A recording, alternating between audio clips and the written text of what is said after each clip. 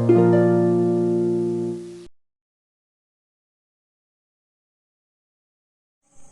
everyone, welcome to my YouTube channel. In this video, we're going to see about tongue tie.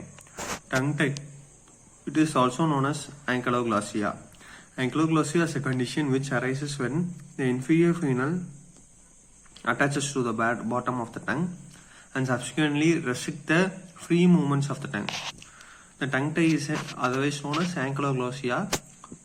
It arises from the inferior frenulum. When we raise the tongue upwards, there will be an attachment to the tongue to the floor of the mouth. When that frenulum, that is known as frenulum, when that frenulum attaches to the tip of the tongue and which restrict the movement of the tongue, this is known as ankyloglossia or tongue tie. The clinical features are: it is mostly affected in the males, then commonly in the females. It causes feeding problems in the infants. Tongue movements are restricted.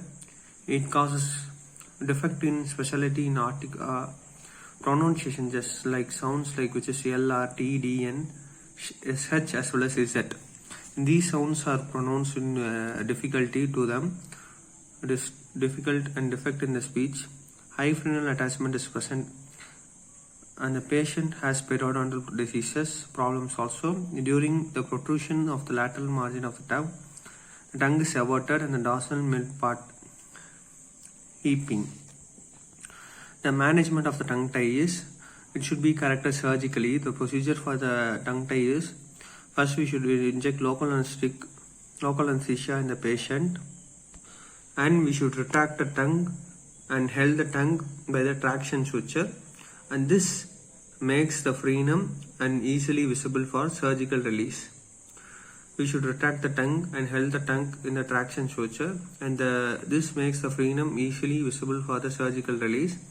And we should take a sharp scissor and cut the mid part of the 1 to 2 centimeter of the frenum of the lingual surface of the mandible, and we should give hemostat across the frenal attachment at the base of the tongue and keep the tongue clamped for 3 minutes, and this provides the bloodless field surgery.